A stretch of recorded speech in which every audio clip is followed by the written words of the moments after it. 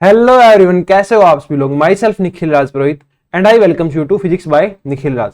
तो last lecture के अंदर हमने डिस्कस की थी स्थिर विद्युत की, इलेक्ट्रोस्टैटिक्स डिस्कस की थी, और उसके बाद उसके क्वेश्चन ना करके हम उसका नेक्स्ट जो चैप्टर है कैपेसिटेंस धारिता वो डिस्कस करने जा रहे हैं।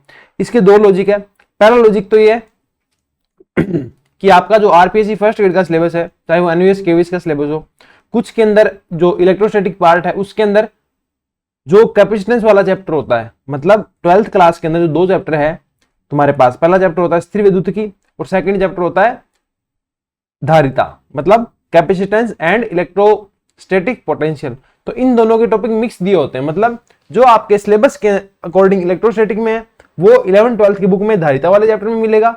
ठीक है, इस प्रकार से मिक्स टॉपिक है। तो हम क्या करेंगे, हमने इलेक्ट्रोस्टैटिक तो पढ़ लिया है, विद्युत स्थिति की या स्थिर विद्युत की जो है वो तो पढ़ लिया है।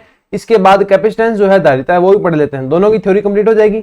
उसके बाद इन दोनों के न्यूमेरिकल कंबाइन रूप से ही कर लेंगे, जहां आपके पास इलेक्ट्रोस्टैटिक पोटेंशियल है, समविभव पृष्ठ है। ठीक है, बहुत सारी चीजें अपने एक साथ क्वेश्चन प्रैक्टिस के अंदर ही कर लेंगे। मैंने जो लास्ट लेक्चर आपको लिया था उसके अंदर बहुत सारे टॉपिक मैंने ऑलमोस्ट उसी चैप्टर में कंप्लीट करवा दिए थे।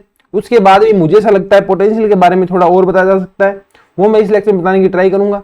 इसके अलावा इलेक्ट्रोस्टैटिक तुम्हारे पास समविभव पृष्ठ था, एक टॉपिक था इलेक्ट्रोस्टैटिक सरफेस, समविभव पृष्ठ, वो इक्विपोटेंशियल सरफेस जो आपके पास टॉपिक था समविभव पृष्ठ वाला, वो मैं इस लेक्चर में करवाऊंगा आपको। ठीक है, तो स्टार्ट करते हैं। आप बस कंटिन्यू सीरीज के अंदर लेक्चर देखते जाइए, कोई भी आपका टॉपिक छूटेगा नहीं, सारे सिलेबस जो है आपका कवर होगा। तो अपने स्टार्ट करते हैं। इसके टॉपिक की पहले बात करें तो कैपेसिटेंस मतलब धारिता। कोई भी संधारित्र होता है वो क्या करता है, आवेश स्टोर करता है। आवेश क्या करता है, स्टोर करता है। तो आवेश स्टोर करने की जो उसकी क्षमता है वही क्या कहलाती है, उसकी धारिता कहलाती है। तो capacity of A isolated spherical conductor, कि आपके पास स्फेरिकल कंडक्टर है, उसकी कैपेसिटी कितनी होगी, उसका कैपेसिटेंस कितना होगा। Parallel plate capacitance, parallel plate समांतर प्लेट संधारित्र किस प्रकार होगा। Effect of dielectric on capacitance, अगर किसी समांतर प्लेट संधारित्र के बीच के अंदर डाइलेक्ट्रिक डाल दिया जाए, पराविद्युतांक डाल दिया जाए, तो उसकी धारिता पे क्या प्रभाव आएगा। Series and parallel combination of capacitor, जो कैपेसिटर होता है उसके कॉम्बिनेशन समांतर क्रम भी हो सकते हैं और श्रेणी क्रम भी हो सकते हैं। एनर्जी ऑफ ए कैपेसिटर, जो कैपेसिटर है उसकी एनर्जी कितनी होती है, ऊर्जा कितनी होती है, ये टॉपिक डिस्कस करेंगे। कैपेसिटेंस की बात करूं तो इस टॉपिक के अंदर बहुत ज्यादा टाइम लगेगा नहीं, ये टॉपिक लगभग मुझे लगता है 20-1 मिनट का टॉपिक है। और इसके अलावा लास्ट लेक्चर में जो सिलेबस मेंशन हुआ था उससे अपने 1 से 2 टॉपिक जो है वो पेंडिंग है, वो सारे के सारे अपने इसी लेक्चर के अंदर कंप्लीट कर लेंगे। तो स्टार्ट करते हैं। सबसे पहले अपने पास आता है,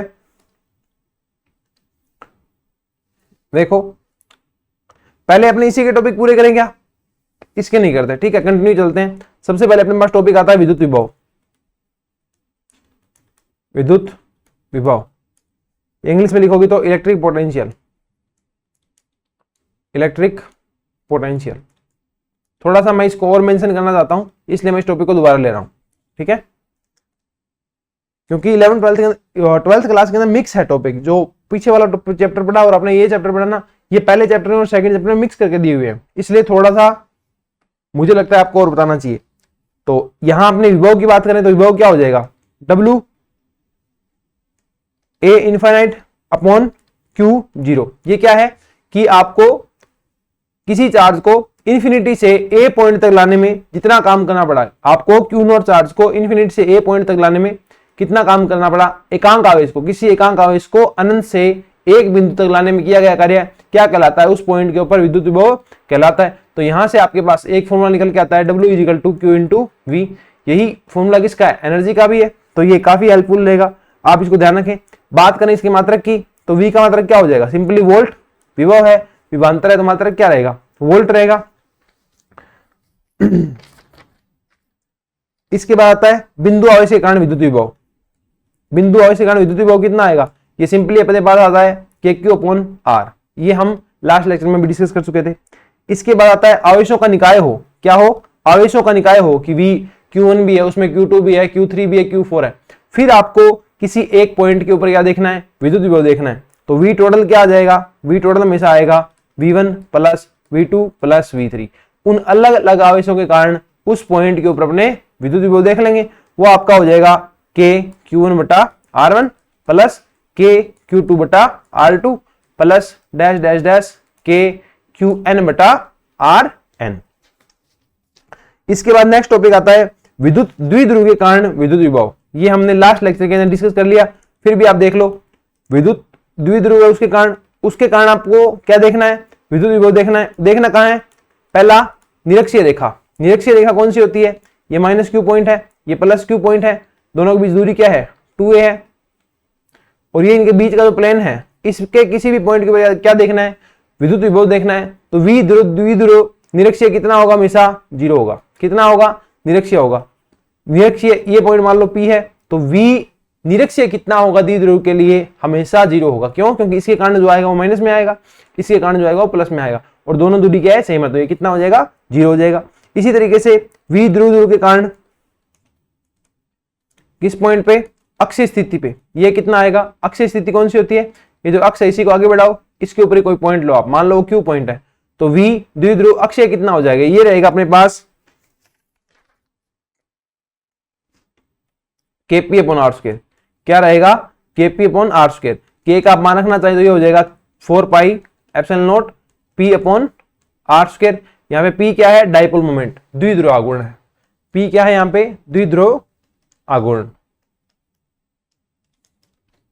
इसके बाद अपने पास नया टॉपिक आता है जो कि थोड़ा इंपॉर्टेंट भी है, वो है अपने पास समविभव पृष्ठ, जिसके बारे में अपने बात नहीं की थी। समविभव पृष्ठ, इक्विपोटेंशियल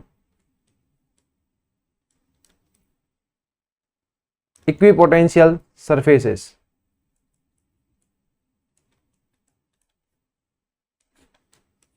इक्विपोटेंशियल सरफेस, देखो इक्विपोटेंशियल सरफेस क्या होता है,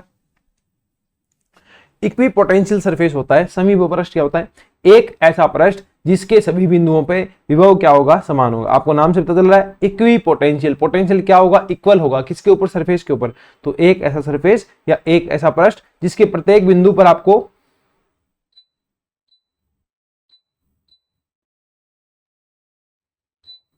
क्या मिलेगा, विभव समान मिलेगा, क्या कहलाएगा, समविभव पृष्ठ कहलाएगा। ठीक है, इसके अंदर बहुत सारे टॉपिक हैं, वो बहुत सारे छोटे छोटे पॉइंट हैं, वो देखो क्या है, VA इजिकल टू VB।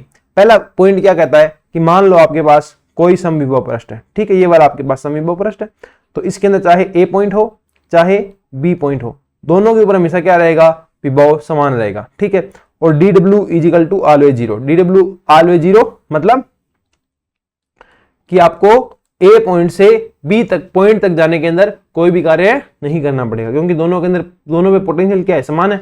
और W क्या होता है, Q इंटू V समान है, Q कॉमन आ जाएगा, V से V कट जाएगा, तो DW क्या रहेगा, 0 रहेगा। मतलब एक पॉइंट से दूसरे पॉइंट तक जाने में आपको कोई भी कार्य नहीं करना पड़ेगा। इसके बाद जो तीसरा पॉइंट है, तीसरा पॉइंट क्या कहता है, तीसरा पॉइंट कहता है अपने पास विद्युत क्षेत्र की दिशा। जो विद्युत क्षेत्र की जो दिशा है ना, वो हमेशा क्या रहेगी, पृष्ठ के लंबवत रहेगी, पृष्ठ के लंबवत रहेगी। जैसे ये पृष्ठ है तो इसके ऊपर किसी भी पॉइंट पे विद्युत क्षेत्र की दिशा क्या रहेगी, इससे लंबवत बाहर की ओर, इससे लंबवत बाहर की ओर रहेगी। ओके, और इसके बाद एक आता है नेवर इंटरसेक्ट। नेवर इंटरसेक्ट मतलब कोई भी दो समविभव पृष्ठ हैं, एक ये समविभव पृष्ठ हो गया, एक ये समविभव पृष्ठ हो गया, ये दोनों एक दूसरे को कभी भी काटेंगे नहीं। इंटरसेक्ट, इंटरसेक्ट, दो समविभव पृष्ठ हो गए, मान लो ये पहला समविभव पृष्ठ है, ये दूसरा समविभव पृष्ठ है, तो ये दोनों पृष्ठ कभी भी एक दूसरे को काटेंगे नहीं, क्योंकि काटने से क्या होगा, इस पॉइंट के ऊपर देखो आप, इसके कारण विभव कितना है, V1 है, इसके कारण विभव कितना है, V2 है। तो एक ही पॉइंट के ऊपर विभव की कितनी वैल्यू हो गई, 2 वैल्यू होगी, पोटेंशियल की कितनी वैल्यू होगी, 2 वैल्यू होगी, जो कि पॉसिबल नहीं है। तो इक्विपोटेंशियल सरफेस जो भी होंगे वो कभी भी एक दूसरे को काटेंगे नहीं। ओके, इसके बाद अपने पास आता है एग्जांपल की बात करें कि किसी का समविभव पृष्ठ बनाना हो तो वो कैसे बनेगा। देखो ये प्लस चार्ज है, इसके लिए इक्विपोटेंशियल सरफेस किस तरीके से बनती है, ये इक्विपोटेंशियल सरफेस है, इसके प्रत्येक पॉइंट पे विभव समान रहेगा। इसी तरीके से अपने पास ये है, इसी तरीके से अपने पास ये है, इसी तरीके से अपने पास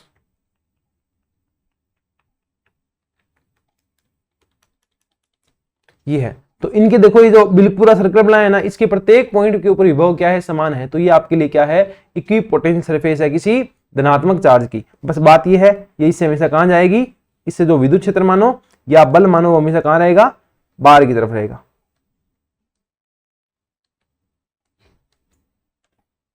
इसी तरीके से आपके पास कोई क्या है, ये तो आ गई धनावेश के लिए।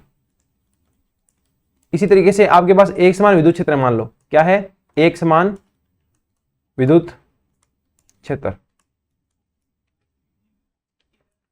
विद्युत क्षेत्र आपके पास और जो कैसा है, एक समान है, प्रॉपर इक्वल स्पेसिंग है सबके अंदर।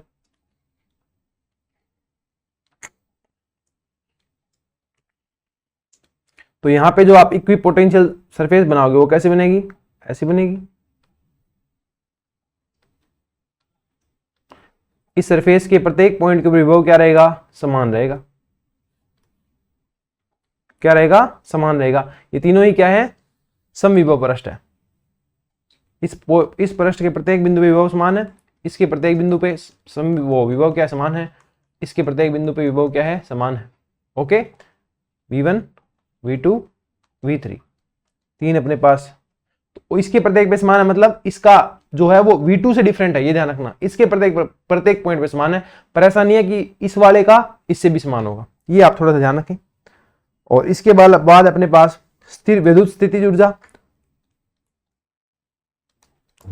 विद्युत स्थितिज ऊर्जा, इलेक्ट्रोस्टैटिक एनर्जी, स्टैटिक एनर्जी। मान लो किसी पॉइंट के ऊपर विभव कितना है, V है, और वहां आपको Q आवेश ला करके रखना है, तो इसके लिए आपको कितनी ऊर्जा चाहिए, U = QV चाहिए। ये होती है आपकी विद्युत स्थितिज ऊर्जा। ये ऊर्जा कहां से आई कि आपको V विभव के अंदर Q आवेश को लाने के लिए कितना कार्य करना पड़ता है, QV काम करना पड़ता है, जो इसकी विद्युत स्थितिज ऊर्जा के रूप में संचित हो जाता है, ठीक है, कलेक्ट हो जाता है।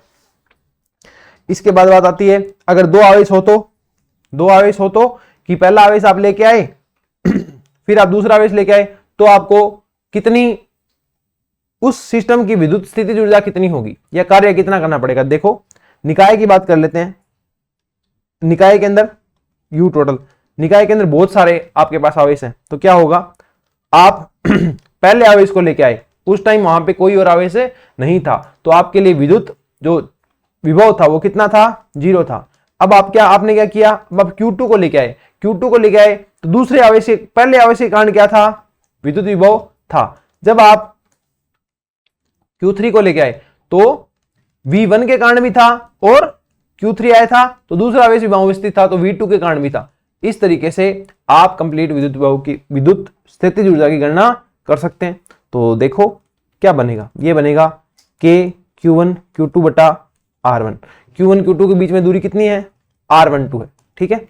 इसी तरीके से Q1 का Q2 पे इफेक्ट पड़ा, उसके बाद देखो Q3 आ रहा है, उसके ऊपर Q2 का भी इफेक्ट पड़ेगा, और Q3 के ऊपर Q1 का भी इफेक्ट पड़ेगा। तो यहां आएगा R23 और यहां आ जाएगा R13, ठीक है। ये आपकी आएगी विद्युत स्थितिज ऊर्जा। ये हमने पूरे निकाय की निकाल दी है। अब निकाय के अंदर कितने भी आप चाहे चार जोड़ दो, आप निकाल सकते हो इस प्रकार। ओके, अगर इसको आप एक फॉर्मूले के रूप में लिखना चाहो, इसको अगर आप फॉर्मूले के रूप में लिखना चाहो तो आप इसको लिखोगे U बराबर 1/2 1/4 पाई एप्सिलॉन नॉट, K का मान है ये, समेशन I = 1 समेशन J = 1 से लेकर के इन्फिनिटी। खुद का खुद पे प्रभाव आता नहीं है, तो I कभी भी J के इक्वल नहीं हो सकता, और ये आ जाएगा QI QJ R IJ, ठीक है। यहां पे क्या आएगा 1/2। 1/2 क्यों आया, क्योंकि Q12, ठीक है, I का मान 1 रखोगे, J का मान 2 आएगा, क्योंकि बराबर तो नहीं सकता। फिर I का मान 2 I का मान 2 आएगा, J का मान 1 आएगा, तो 2 1 दो बार कैलकुलेट नहीं करेंगे। ऐसा नहीं है कि 1 का 2 पे होगा या और 2 का 1 पे होगा, नहीं, क्योंकि एक आवेश वहां पे पहले से उपस्थित है। मान लो पहले से Q1 आ गया, तो Q2 जब लेके आओगे तो काम करना पड़ेगा, ठीक है। तो ऐसा नहीं है कि Q2 का दोबारा इफेक्ट Q1 के ऊपर आएगा। तो यहाँ पे इसके अकॉर्डिंग, इस फॉर्मूले के अकॉर्डिंग 2 बार नंबर्स आ जाएंगे। नंबर्स कितनी बार आ जाएंगे? 2 बार आ जाएंगे, 1 2 2 1। इसलिए 1/2 का क्या किया गया है? गुणा किया गया है, या फिर 2 का भाग दिया गया है। ठीक है, इसके बाद अपने पास आता है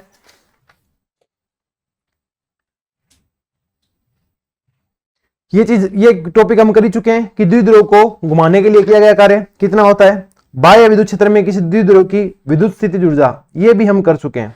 ठीक है, उसमें थोड़ा सा एडअप करेंगे अपने। तो यहां देखो, बाह्य विद्युत क्षेत्र में, एक्सटर्नल इलेक्ट्रिक फील्ड में, क्षेत्र में किसी इलेक्ट्रिक डाइपोल, किसी इलेक्ट्रिक डाइपोल विद्युत द्विध्रुव की विद्युत स्थितिज ऊर्जा, विद्युत स्थितिज ऊर्जा ये कितनी होगी? आप देखो कितनी होगी। आपके पास कल हमने कैलकुलेट किया था, यू कितना आता है? P vector dot E vector minus का, तो ये आता है माइनस का पीई कोस थीटा आता है। अब देखो, आपके पास 3 स्थिति होती है। ये डाइपोल है, ये इलेक्ट्रिक फील्ड आपके पास मान लो, ठीक है, इसके अंदर आपके पास डाइपोल है, और ये जो एंगल है ये कितना है? थीटा है। यहाँ पे थीटा की 3 स्थिति थी। एक था theta is equal to 0, theta is equal to क्या है? 0। इसमें आपके पास जो u है वो कितना आएगा? माइनस का p आएगा। थीटा 0 हो गया, मतलब माइनस वाला यहां पड़ा है और प्लस वाला यहां पड़ा है, और माइनस वाला पॉइंट यहां रहेगा और प्लस वाला यहां रहेगा, क्योंकि थीटा इज इक्वल टू 0 है। इलेक्ट्रिक फील्ड है तो प्लस इस साइड में है, माइनस इस साइड में है, तो माइनस वाला प्लस को खींचेगा, प्लस वाला माइनस को खींचेगा। तो ये अवस्था आपके पास क्या कहलाती है? स्थायी संतुलन की अवस्था। क्या कहलाती है? स्थायी संतुलन की अवस्था। अब इसका ठीक विपरीत अपने पास थीटा इज इक्वल टू 90 होगा और एक थीटा इज इक्वल टू क्या होगा? 180 होगा। जब 180 होगा तो यू क्या होगा? पी होगा। विद्युत स्थितिज ऊर्जा क्या होगी? अधिकतम होगी, होगी ना अधिकतम। क्यों? क्योंकि कोस थीटा क्या हो गया? यहाँ पे -1 हो गया, तो वो माइनस माइनस मिलके प्लस बना देगा। ये कहलाती है अस्थायी संतुलन की स्थिति। क्या कहलाती है? अस्थायी संतुलन की स्थिति, संतुलन की स्थिति। ऐसा क्यों? अनस्टेबल कंडीशन कहलाती है। ऐसा क्यों? देखो, जब थीटा इज इक्वल टू 180 है तो प्लस वाला पार्ट यहां रहेगा, माइनस वाला यहां रहेगा। प्लस वाला यहां है तो प्लस वाला उसको क्या करेगा? रिपेल करेगा। माइनस वाला यहां है तो माइनस वाला भी उसको क्या करेगा? रिपेल करेगा। मतलब वो क्या है? संतुलन की स्थिति में नहीं है। तो ये होगी अस्थायी संतुलन की स्थिति। थीटा इज इक्वल टू 0 हो तो यू क्या हो जाएगा? 0। ये कहलाती है सिंपली शून्य ऊर्जा की स्थिति। क्या कहलाती है? शून्य ऊर्जा की स्थिति। क्यों? क्योंकि जो इस पॉइंट के ऊपर जो आपकी डाइपोल है उसकी जो स्थितिज ऊर्जा वो कितनी हो जाती है? 0 हो जाती है। तो ये कहलाती है शून्य स्थितिज ऊर्जा की, शून्य स्थितिज ऊर्जा की स्थिति। उसके बाद देखो अगला पॉइंट क्या है? तुम्हारे पास E और V के अंदर रिलेशन दिया हुआ है। तो वो रिलेशन किस प्रकार से है? वो रिलेशन है अपने पास E is equal to minus का डेल V। 1D की बात करो तो ये हो जाएगा E is equal to minus का डेल V बटा डेल R। इसके बाद अपने पास नया टॉपिक जो है वो है कंडक्टर। कंडक्टर, चालक। यहां से भी क्वेश्चन पूछ सकते हैं, तो ये टॉपिक भी आपको मेरे अकॉर्डिंग स्किप नहीं करना चाहिए। इसके अंदर क्या है? छोटे छोटे पॉइंट है। पहला पॉइंट क्या है? E inside is equal to 0, कि आपके पास कोई भी चालक है उसके अंदर जो इलेक्ट्रिक फील्ड है वो हमेशा क्या रहेगा? 0 रहेगा। चालक जो होगा उसके लिए जो आवेश है वो हमेशा क्या, कहां रहेगा? सतह पे रहेगा। तो उसके अंदर हमेशा ही आपका जो विद्युत क्षेत्र है, इलेक्ट्रिक फील्ड है, वो हमेशा कितना रहेगा? 0 रहेगा। दूसरा पॉइंट है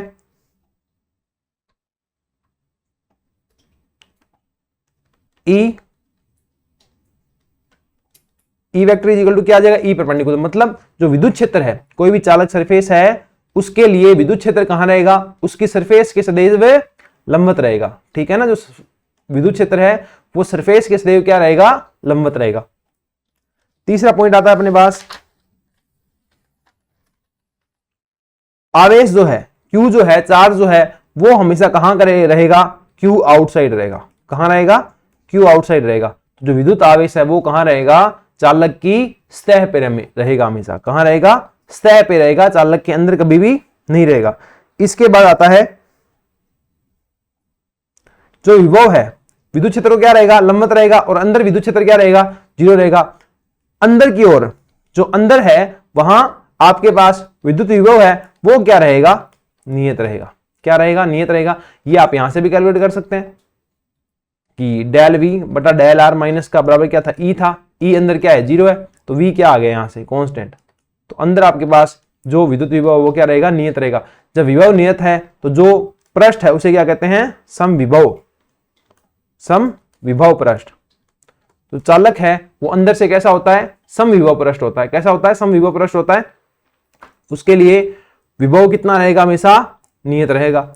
last but not the least point क्या आता है, जो आवेशित चालक है आपके पास, इंड्यूस्ड आपके पास आवेशित जो चालक है, ठीक है, उसके पृष्ठ के ऊपर विद्युत क्षेत्र कितना होगा, तो उसके पृष्ठ के ऊपर विद्युत क्षेत्र जो है वो कितना आता है, सिग्मा अपॉन एप्सिलॉन नॉट। आपने ये तो कह दिया कि पृष्ठ के ऊपर विद्युत क्षेत्र कितना होगा, परपेंडिकुलर होगा, पर ये तो बता ही नहीं कितना होगा, तो ये कितना होता है, सिग्मा अपॉन एप्सिलॉन नॉट। यहाँ पे सिग्मा क्या है, सरफेस चार्ज डेंसिटी।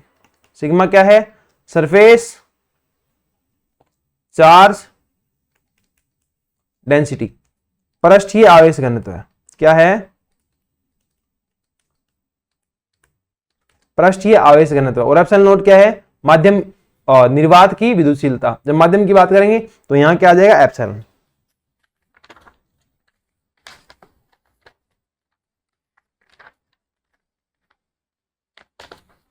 उसके बाद एक टॉपिक अपने पास आता है पैराविद्युत, ठीक है। पैराविद्युत टॉपिक का मेंशन है, धारिता का जो हमने सिलेबस अभी डिस्कस किया था वहां छोटा सा नाम आता है पैराविद्युत। तो पैराविद्युत क्या होता है, देखो पैराविद्युत इंग्लिश में बोलते हैं इसको डाइलेक्ट्रिक।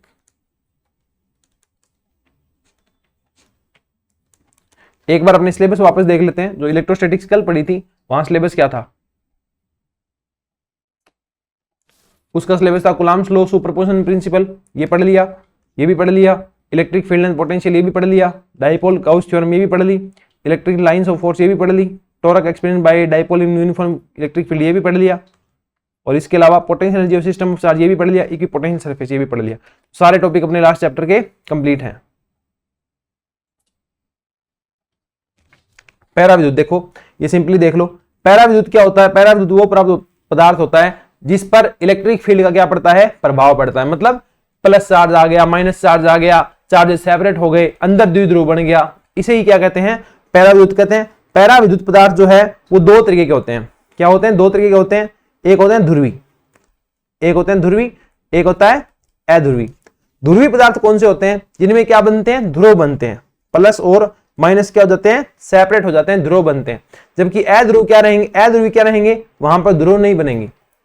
ध्रुवी में ध्रुव बनेंगे, ध्रुव मतलब पोलर, आप कह सकते हो पार्टिकल्स, ठीक है, पोलर सब्सटेंस, और ये नॉन पोलर सब्सटेंस। अध्रुवी में प्लस और माइनस के जो सेंटर है वो क्या रहते हैं, संपाती रहते हैं, जबकि ध्रुवी के अंदर प्लस और माइनस के सेंटर संपाती नहीं रहते, ये सेंटर कहां रहते हैं, अलग अलग रहते हैं, ठीक है। अब आपके पास पैराविद्युत, ये था पदार्थ की प्रकृति। ये किसकी प्रकृति थी, पदार्थ कितने प्रकार के थे, इतने प्रकार के, है ना, पदार्थ इतने प्रकार के थे, ध्रुवी और अध्रुवी। तो पैराविद्युत भाई बी कितने प्रकार के होंगे, ध्रुवी और अध्रुवी प्रकार के, ध्रुवी और अध्रुवी प्रकार के। तो जो पैराविद्युत बने होंगे वो भी दो प्रकार के हो जाएंगे, ध्रुवी और अध्रुवी, ठीक है। अब देखो, अब आपके पास नया टॉपिक आता है ध्रुवण सदिश। आपने पैराविद्युत की बात कर ली तो वहां पर आपके पास नया टॉपिक आएगा ध्रुवण सदिश। ये छोटे छोटे टॉपिक हैं पर आपको पता होने चाहिए, ओके। ध्रुवण सदिश किसको बोलते हैं, ध्रुवण सदिश बोलते हैं कैपिटल पी वेक्टर को। और ये कैपिटल पी वेक्टर क्या होता है, डाइपोल मोमेंट द्विध्रुवाघूर्ण किसके अंदर, एकांक आयतन में, तो पर यूनिट वॉल्यूम। तो dipole moment per unit volume है वो क्या कहलाता है, ध्रुवण सदिश कहलाता है। Dipole moment per unit volume क्या कहलाता है, ध्रुवण सदिश कहलाता है। ये हो गया अपने पास पी वेक्टर और ये हो गया अपने पास कैपिटल का वी। थोड़ा सा आप इसको सोल्व करें तो ये आपके पास निकल के आएगा सिग्मा पी के रूप में, सिग्मा पी के रूप में। और जो सिंपल सी बात है, जो ध्रुवण सदिश होगा, ध्रुवण सदिश किस पे निर्भर कर रहा है, डाइपोल मोमेंट पे निर्भर कर रहा है। डाइपोल मोमेंट मतलब ये प्लस कितना सेपरेट है, ये माइनस कितना सेपरेट है, ये किस पे निर्भर करेगा, ये निर्भर करेगा जो आप बाहर क्या लगा रहे हो, बाहर क्या लगा रहे हो, आप इलेक्ट्रिक फील्ड लगा रहे हो। तो जो डाइपोल मोमेंट है वो किस पे निर्भर करता है, इलेक्ट्रिक फील्ड पे। इसकी वजह से ध्रुवण सदिश पी वेक्टर है वो भी किस पे निर्भर करेगा, इलेक्ट्रिक फील्ड पे। तो पी वेक्टर है वो समानुपाती होगा हमेशा एक्सटर्नल इलेक्ट्रिक फील्ड के। जब समानुपाती का निशान हटाओगे तो क्या आएगा, कांस्टेंट आएगा। वो कांस्टेंट अपने पास जाई एप्सिलॉन नॉट ई वेक्टर। तो ये सूत्र भी आप क्या रखोगे, याद रखोगे, है ना, ये सूत्र भी आप क्या रखोगे, याद रखोगे। इसके बाद अपने पास एक टॉपिक और है इसी से संबंधित, वो मैं सोच रहा हूं मैं आपको इसी के साथ करा दूं तो ज्यादा बेटर रहेगा।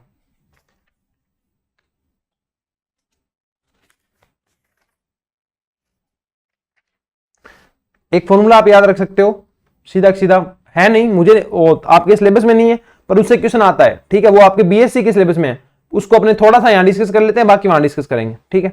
जो विस्थापन सदिश होता है डी वेक्टर, जो विस्थापन सदिश होता है वो होता है epsilon naught E vector plus P vector. जो विस्थापन सदिश है वो कितना होता है, epsilon naught E vector plus P vector. यहां पे जो विस्थापन सदिश डी वेक्टर है ये क्या है, विस्थापन सदिश, विस्थापन सदिश ये आपके बीएससी का जो इलेक्ट्रोस्टैटिक का पार्ट है ना वहां पे ज्यादा है, तो वहां डिस्कस करेंगे अपने इसको अच्छे से। विस्थापन सदिश डिस्प्लेसमेंट वेक्टर क्या है, displacement vector, displacement vector. You can also write it as epsilon E vector बराबर epsilon naught E vector plus का पी वेक्टर, ठीक है। इसको थोड़ा सा सोल्व करें, ये साइड रफ में पड़ा है, एप्सिलॉन ई वेक्टर बराबर epsilon naught E vector plus P vector. यहां पे एप्सिलॉन नॉट क्या है, निर्वात की विद्युतशीलता, एप्सिलॉन क्या है, माध्यम की विद्युतशीलता। और इसको लिखो तो और क्या था अपने पास, आपको याद हो तो पी वेक्टर क्या आया था, एप्सिलॉन नॉट जाई और ई वेक्टर, ई वेक्टर से ई वेक्टर कट गया सब जगह, क्या आ गया, epsilon is equal to epsilon naught plus epsilon naught into जाई। एप्सिलॉन नॉट कॉमन ले लो, एप्सिलॉन नॉट 1 प्लस क्या आ गया, जाई। आपको याद हो तो एप्सिलॉन इज इक्वल टू क्या था, epsilon naught into epsilon R, तो यहां से एप्सिलॉन आर क्या आ गया, 1 प्लस जाई। यहां पे जाई क्या है, पारगम्यता, यहां पे जाई क्या है, पारगम्यता, विद्युत प्रवृत्ति है, सॉरी, तो जाई आपके पास ये क्या है, विद्युतीय प्रवृत्ति।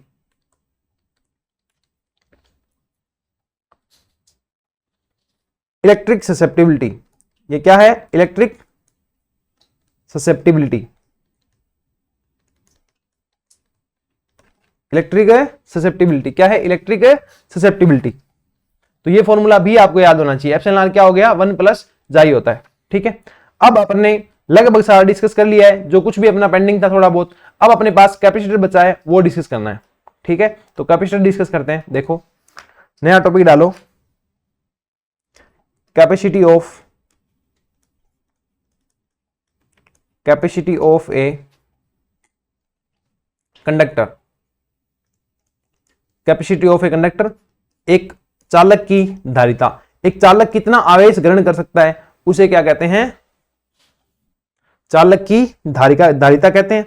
जो कितना आवेश एक चालक स्टोर करेगा वो किस पे निर्भर करता है, उसके आवेश, उसके विभव पे, किस पे, उसके विभव पे, कितना आवेश वो स्टोर कर पाएगा वो उसके विभव पर निर्भर करता है। ऐसा है या नहीं है, विभव में डिफरेंस नहीं होगा, विभवांतर नहीं होगा तो चार्ज एक जगह से दूसरी जगह मूव नहीं करेगा। तो किसी चालक के पास कितना आवेश है वो विभवांतर पर निर्भर करता है। तो क्यू समानुपाती होगा भी, समानुपाती का निशान हटाओगे तो क्या आएगा, CV। ये C जो है यही क्या है तुम्हारे पास, धारिता है। क्या है, धारिता है, संधारित्र की धारिता, कैपेसिटेंस ऑफ ए कैपेसिटर।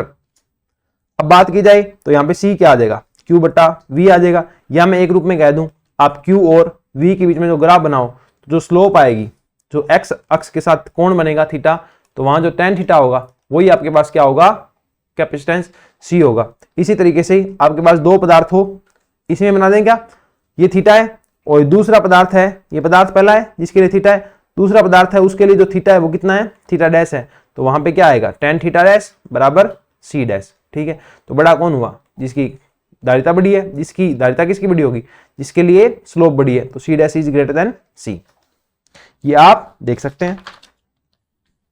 मात्रक की बात की जाए तो क्या हो जाएगा, C का मात्रक, धारिता का मात्रक क्या हो जाएगा, कूलाम प्रति वोल्ट। एक तो मात्रक ये हो जाएगा, एक इसको एक मात्रक इन्होंने अपना नया ही दिया, वो क्या था, फेरेड। क्या था, फेरेड। क्या था मात्रक, फेरेड मात्रक था। फेरेड एक बड़ा मात्रक है, तो इसको छोटे मात्रक के रूप में भी लिखते हैं, ठीक है ना। माइक्रो लिख देंगे, एमस्ट्रॉन्ग में लिख देंगे, नैनो में लिख देंगे। ये मैं थोड़ी सी बात करूं तो नैनो का अर्थ क्या होता है, 10 की घात -9।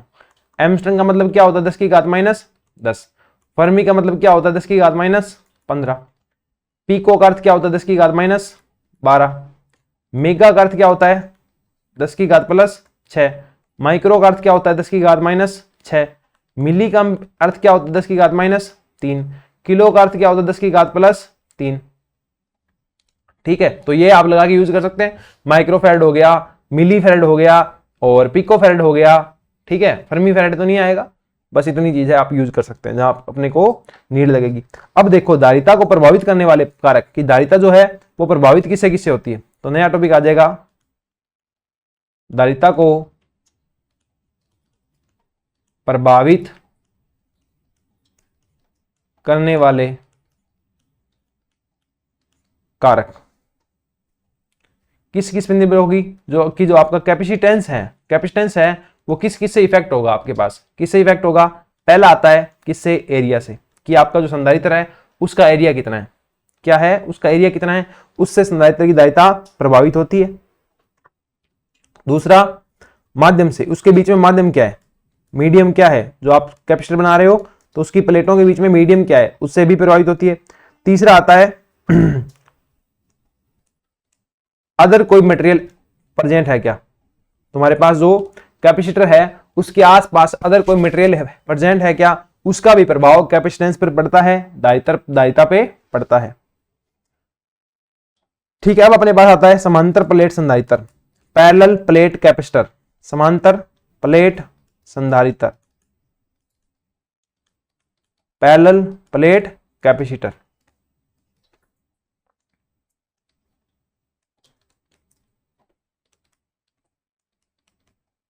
प्लेट कैपेसिटर, देखो दो प्लेटें हैं, एक ये रही एक ये रही, दोनों के ऊपर सदैव समान आवेश आएगा। इसके ऊपर क्या है, सब में प्लस है, इसके ऊपर सब में क्या है, माइनस है। ठीक है, इसको आपने इस मेटेलिक कॉन्टैक्ट बना दिए किसी भी सर्किट में जोड़ने के लिए, तो यहाँ जो कैपेसिटेंस होगा वो कैसे होगा, Q/V के रूप में होगा। ठीक है, यहाँ जो आप फाइनल कैपेसिटेंस निकालेंगे, वो कितना निकल के आएगा। उससे पहले एक चीज और देखो, हम बात करते हैं अलग अलग विभव की, बात करें, अगर दो आपके पास कैपेसिटर है, उसका एक की धारिता C है, दूसरे की क्या है, CB है, दोनों पे आवेश क्या है, समान है, पर दोनों पे वोल्टेज की दी थी, क्या दी थी आपने, एक पे VA दी थी, एक पे VB दी थी, फिर भी आवेश समान आ रहा है, तो जो CA हो और VA क्या हो, VB से बड़ा हो, तो CA होगा वो CB से क्या होगा, छोटा होगा, क्योंकि CA जो है वो Q/CV, तो जो CA जो है आपका वो VA के क्या होता है, डिसप्रोपोर्शनल होता है। ठीक है ना, कि आपका अगर विभव क्या है, ज्यादा है, तो कैपेसिटेंस क्या आएगा, उसका कम आएगा। अब समांतर प्लेट संधारित्र के लिए आप जब गणना करेंगे कैपेसिटेंस की, तो वो आएगा आपके पास C = ε0A/d, ε0A/d। ये अपने लिए कहां से आया, इसकी जरूरत अपने को है नहीं, तो अपने इसके ऊपर एक सेकंड भी वेस्ट नहीं करेंगे। यहां पे ε0 क्या है, निर्वात की विद्युतशीलता,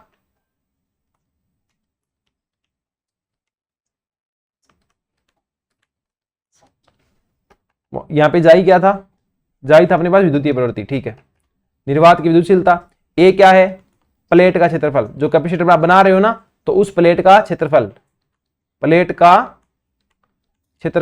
एरिया ऑफ प्लेट, जो आप कैपेसिटर बना रहे हो ना, ये देखो ये वाली प्लेट है ना, इसका एरिया कितना है, A है, बीच में दूरी कितनी है, D है, बीच में माध्यम क्या है, कोई माध्यम नहीं है, तो क्या आ जाएगा, ε0। तो कैपेसिटेंस क्या आ गया, C = ε0A/d। अगर मान लो माध्यम क्या होता, भरा होता, माध्यम भरा हो, माध्यम हो, मीडियम इज प्रेजेंट, ठीक है, तो जो निर्वात की विद्युतशीलता है ε0 जो है, ये किससे रिप्लेस हो जाएगी, माध्यम की विद्युतशीलता से। तो सी आपका क्या आ जाएगा, सी नया क्या आ जाएगा, सी एम, मतलब मीडियम के लिए सी क्या आ जाएगा, एप्सिलॉन ए अपॉन डी। अब बात आती है पार्शियली फील्ड, पार्शियली फील्ड कि जो आपका माध्यम है ना वो पार्शियली भरा हुआ, पार्शियली मतलब ये प्लस वाली प्लेट है, ये माइनस वाली प्लेट है, और इसके अंदर टी दूरी तक, मान लो ये टोटल दूरी क्या थी, डी थी, लेकिन सिर्फ टी दूरी तक आपका जो माध्यम है वो भरा हुआ है। तो इसके लिए क्या लगेगा, एप्सिलॉन, और यहां काले के लिए क्या लगेगा, एप्सिलॉन नॉट। तो जो कैपेसिटेंस है आप वो कैसे दोगे, वो आप दोगे ए बटा डी अपॉन, देखो इसको आप कैसे लिखते, सी को आगे वाले पेज पे देख लो, सी को कैसे लिखते, epsilon naught upon epsilon naught A upon D, या फिर A upon D upon epsilon naught. ये तो कब है, जब निर्वात है। अब मीडियम है तो दूरी, जितनी दूरी के अंदर जो माध्यम है उसका एप्सिलॉन आ जाएगा। जैसे डी माइनस टी दूरी के लिए तो क्या ही है, एप्सिलॉन नॉट ही है, प्लस टी दूरी के लिए क्या है, एप्सिलॉन है ना। तो जो आपका कैपेसिटेंस आएगा पार्शियली फील्ड केस में, पार्शियली फील्ड केस में जो कैपेसिटेंस आएगा वो कितना होगा, ए बटा डी माइनस का टी बटा एप्सिलॉन नॉट, क्योंकि इसके अंदर तो निर्वाती है, और जो आपका टी जो है इतनी दूरी में क्या है, आपका माध्यम है। तो ये क्या आ गया, एप्सिलॉन आ गया। आपको पता है एप्सिलॉन जो है उसकी वैल्यू कितनी होती है, पता है उसकी वैल्यू कितनी होती है, एप्सिलॉन नॉट होती है, एप्सिलॉन आर होती है। जो एप्सिलॉन आर है इसको के भी लिख दिया जाता है, इसको आप के भी लिखते हो, और एप्सिलॉन आर को क्या बोलते हैं, पैरा विद्युतांक। ये क्या है अपने पास, पैरा विद्युतांक, इसको अपने पैरा विद्युतांक भी कहते हैं। ठीक है, ये आपको बस समझाने के लिए था कि किस प्रकार से फॉर्मूला आ जाएगा। ये फॉर्मूला अगर डायरेक्ट याद हो पार्शियली फील्ड के लिए तो कोई दिक्कत नहीं है, डायरेक्ट याद नहीं हो तो मैंने तरीका बता दिया, ऐसे आप याद इसको कर सकते हैं। इसके बाद अपने पास आता है कि पैरा विद्युत का प्रभाव क्या पड़ता है। देखो अपने पास सी क्या आ गया था, निर्वात के लिए ये था, है ना, वैक्यूम के लिए epsilon naught A upon D, medium के लिए एप्सिलॉन ए अपॉन डी, या इसको मैं लिख दूं epsilon naught epsilon R A upon D. Epsilon naught A upon D क्या था, सीवी तो था, तो ये एप्सिलॉन आर इंटू आ गया सीवी। एप्सिलॉन आर को मैं क्या लिखता हूं, के भी लिखता हूं, तो ये आ गया सीवी। मतलब माध्यम की उपस्थिति में जो धारिता थी, माध्यम की उपस्थिति में जो धारिता थी आपके पास, कैपेसिटेंस था, वो क्या हो गया, के गुना हो गया। यहां पे के क्या है, माध्यम का पैरा विद्युतांक है। ओके, माध्यम का क्या है आपके पास, पैरा विद्युतांक है। अब पैरा विद्युतांक को इंग्लिश में क्या बोलते हैं वो मैं भूल रहा हूं, कुछ बोलते तो हैं पैरा विद्युतांक को इंग्लिश के अंदर, कुछ बोलते हैं, मैंने आपको लास्ट लेक्चर में बताया भी होगा। ठीक है, पैरा विद्युतांक, इसको आप ऐसे याद रखो। डाइलेक्ट्रिक मीडियम का क्या होता है, कुछ बोलते हैं, याद नहीं आ रहा अभी। ठीक है, वो आप थोड़ा सा एडजस्ट कर लेंगे। उसके बाद आता है संधारित्र का संयोजन, कि संधारित्र का संयोजन किस तरीके से होता है। कॉम्बिनेशन ऑफ कैपेसिटर्स, एक साथ ही पढ़ सकते हैं तो अपने, है ना। कॉम्बिनेशन दो तरीके का होगा, एक होगा पैरेलल समांतर वाला, एक हो जाएगा सीरीज श्रेणी क्रम वाला। पैरेलल में कैसे जुड़ेगी प्लेटें, इस तरीके से कैपेसिटर जुड़ेंगे या नहीं जुड़ेंगे, इस तरीके से जुड़ेंगे, और यहां पे क्या जुड़ जाएगी, अंततः आकर के एक बैटरी जुड़ जाएगी। सीरीज में कैसे जुड़ेंगे, ऐसे, यहां पे आकर के फिर बैटरी जुड़ जाएगी। अब देखो सीरीज वाले में क्या है, इस पे plus minus plus minus plus minus, मतलब चार्जेस प्लस माइनस रहेंगे। इस पे जितना चार्ज होगा उसका ठीक नेगेटिव इस पे, जितना इस पे नेगेटिव उतना इस पे पॉजिटिव, जितना इस पे पॉजिटिव उतना उस पे नेगेटिव, इतना इस पे पॉजिटिव इतना उस पे पॉजिटिव। तो आवेश जो है वो प्लेट संधारित्र पे क्या है, बराबर है। यहां आवेश क्या रहेगा, क्यू क्या रहेगा, समान, तो अंतर किस में आएगा, वी में। वी क्या रहेगा यहाँ पे, असमान, डिफरेंट रहेगा। यहां पे देखो सबके पैरेलल के अंदर विभव क्या आएगा, सब पे समान, वी क्या आएगा, सब पे समान, तो जो क्यू होगा वो सब पे क्या हो जाएगा, असमान। फॉर्मूले की बात करें तो पैरेलल वाले के लिए फॉर्मूला क्या आता है, पैरेलल वाले के लिए फॉर्मूला आता है सी इक्विवेलेंट बराबर, पैरेलल वाले के लिए रेजिस्टेंस में क्या आता है, प्रतिरोध के अंदर 1/R1 प्लस 1/R2, पर यहां पे क्या है, उल्टा है।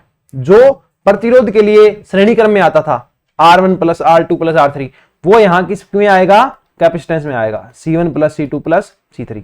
इसी तरीके से सीरीज का क्या हो जाएगा, 1/C इक्विवेलेंट, उल्टा उसका समांतर वाला, तो 1/C1 plus 1/C2 plus 1/C3 dash dash dash. ये अपने पास हो गया संधारित्र का संयोजन। ठीक है, अब आता है संधारित्र में संचित ऊर्जा। संधारित्र में संचित ऊर्जा, वह ऊर्जा घनत्व है। ऊर्जा घनत्व है। Energy stored in a capacitor. Energy English में लिखना चाहो तो इंग्लिश में लिख लो, energy stored in a capacitor and energy density.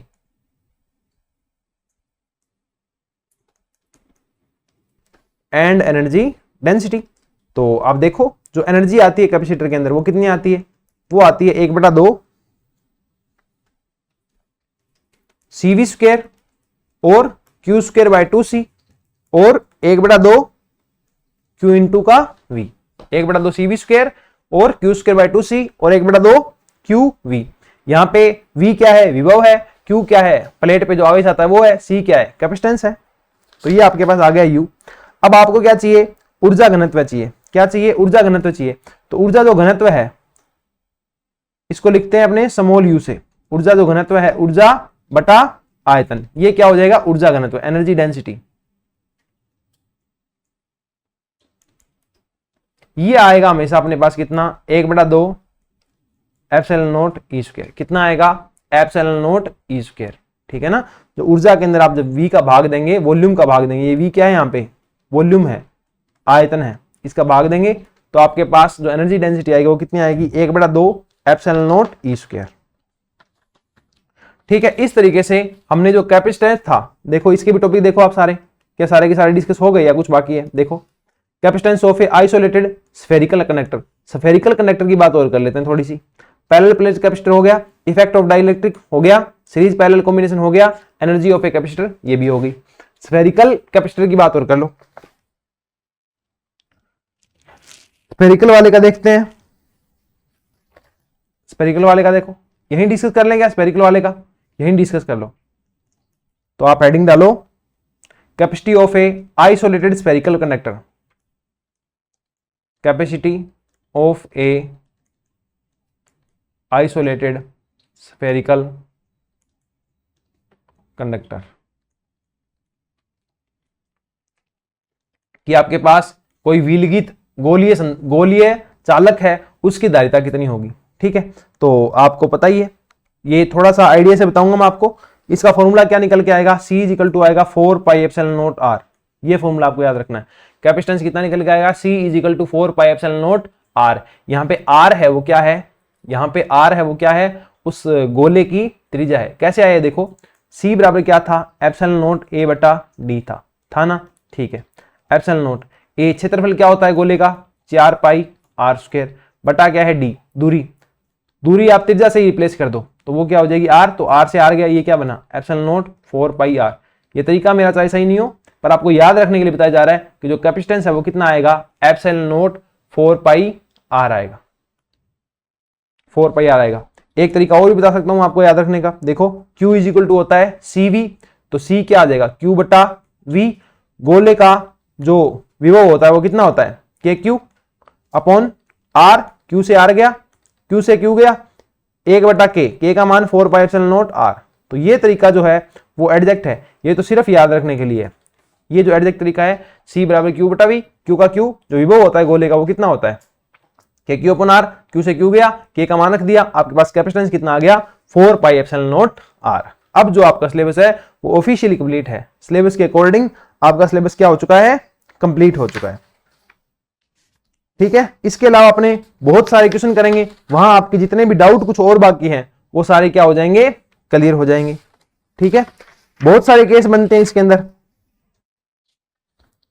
उन कुछ केस की बात की जाए या जरूरी नहीं है, चलो जरूरी नहीं है, वो क्वेश्चन के थ्रू डिस्कस करेंगे। ठीक है ना, मतलब अभी थ्योरी में और इसको खराब करने की जरूरत नहीं है। जो जितना सिंपल वे में है उतना ही रखो, क्योंकि ये याद करना मैंडेटरी है, इसके बिना काम नहीं चलेगा। ये याद हो गया आपको, तो जब अपने क्वेश्चन करेंगे वो बांध बतीले करेंगे। बांध बतीले मतलब बहुत अलग अलग टाइप के क्वेश्चन करेंगे, तो वहां पर आपके जो सारे कॉन्सेप्ट कुछ पेंडिंग रह गए हैं वो भी कंप्लीट हो जाएंगे।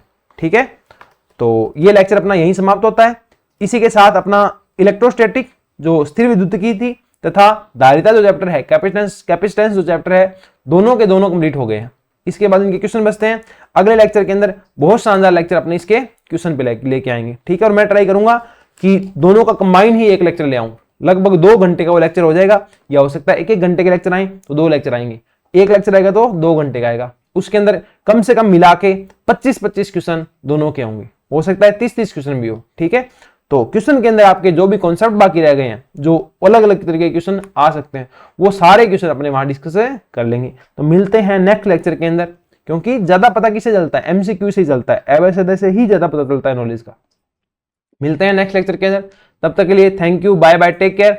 अपने चैनल को शेयर कीजिए और सब्सक्राइब कीजिए। आपके जो खास दोस्त हैं और साथ वाले हैं, तैयारी कर रहे हैं, तो उन्हें भी आप चैनल शेयर करें, ठीक है। वीडियो रेगुलर अपलोड हो ही रही है, तो अपना सपोर्ट बनाए रखें। बाय, मिलते हैं नेक्स्ट लेक्चर में, बाय बाय।